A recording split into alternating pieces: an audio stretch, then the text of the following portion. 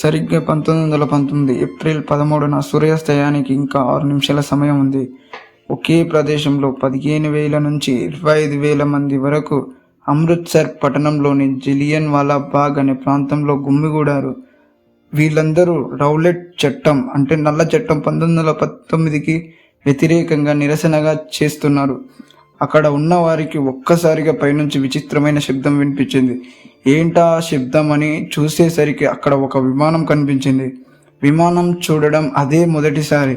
దాన్ని చూడగానే ఇక్కడ నుండి వెళ్ళిపోవడమే మనకు మంచిదని నిర్ణయించుకొని వెళ్ళిపోదలుచుకున్నారు కొంతమంది. అప్పుడే అక్కడికి నిశ్శబ్ద ఆవరణలోకి పెద్దగా బూట్ల చప్పుడుతో ఒక వ్యక్తి దిగి వచ్చాడు. అతనే జనరల్ డయ్యర్. ఇంతలో జలియన్ వాలా బాగ్కి వచ్చే ఇరుకైన సందుల నుండి 50 మంది సైనికులు వచ్చేశారు. ఇద్దరేసి చొప్పున ఫార్మేషన్గా నిల్చున్నారు. అప్పుడు జనంలో వచ్చారు వచ్చారు అంటూ భయంతో ప్రజలు అరుస్తున్నారు. అట్లాగే కొందరు కూర్చోండి శాంతిగా ఉండండి అని ఇంకొందరు అరుస్తున్నారు. కానీ నరరూప రాక్షసుడు జనరల్ డయ్యర్ గుర్గాజ్ 56 లెఫ్ట్ అంటూ అరిచాడు. 25 మంది నిల్చొని 25 మంది మోకాల మీద సగం కూర్చొని పొజిషన్ తీసుకున్నారు. వారిపై ఎలాంటి హెచ్చరిక లేకుండా మూర్ఖత్వంతో ఫైర్ అంటూ జనరల్ డయ్యర్ అరిచాడు. దానితో సైనికులు తుపాకులు గురిపెట్టి కాలుస్తున్నారు. అన్ని వైపుల నుండి తుపాకుల శబ్దంతో మారుమోగుతుంది.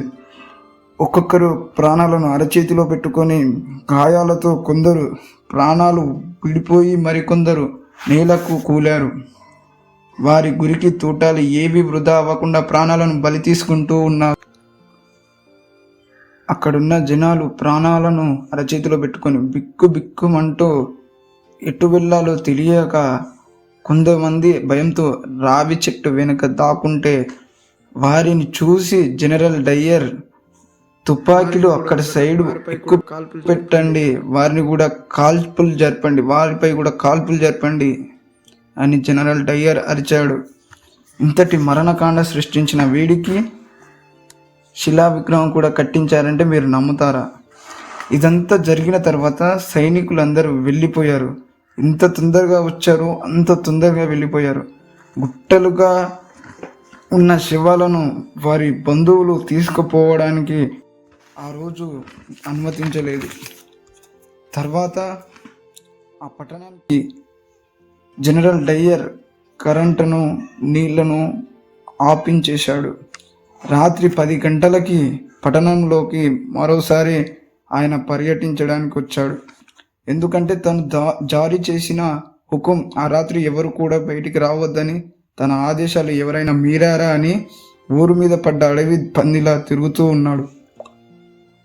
కానీ తమ వారు చనిపోయారా లేదా ప్రాణాలతోనే ఉన్నారా అని బిక్కుమంటూ పాపం జాగారం చేస్తూ జలియన్ వాలా బాగ్ ప్రాంతంలోని జనాలు ఆ రోజు అలాగే జాగారం చేస్తూ ఉండిపోయారు.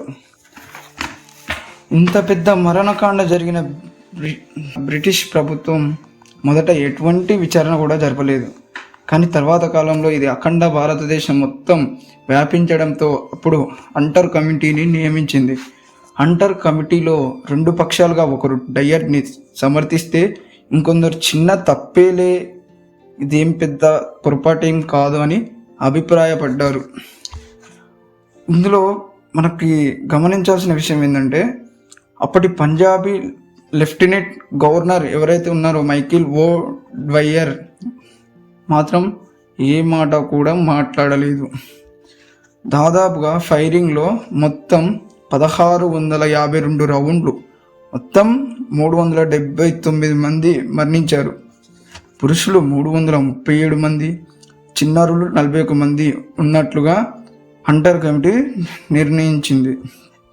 కానీ అసలు నిజం ఏంటంటే 1000 మంది చనిపోయారని, 4000 పైగా మంది గాయాల పాలయ్యారని కిశ్వర్ దేశాయ్ పేర్కొన్నారు. తర్వాత కాలంలో మహాత్మా గాంధీ గారు ఒక లేఖ రాయడం ద్వారా, అలాగే బ్రిటిష్ ప్రభుత్వం నుంచి తనకి లబ్ధి అయ్యే పథకాలను నాకు అవసరం లేదని చెప్పేసి రాయడం ద్వారా జనరల్ డయ్యర్ పదవి విరమణ ఇలా జరిగిపోతుంది. ఈ వీడియో ఇంతే guys. Please do like and subscribe. Click the bell icon. Please support me, guys.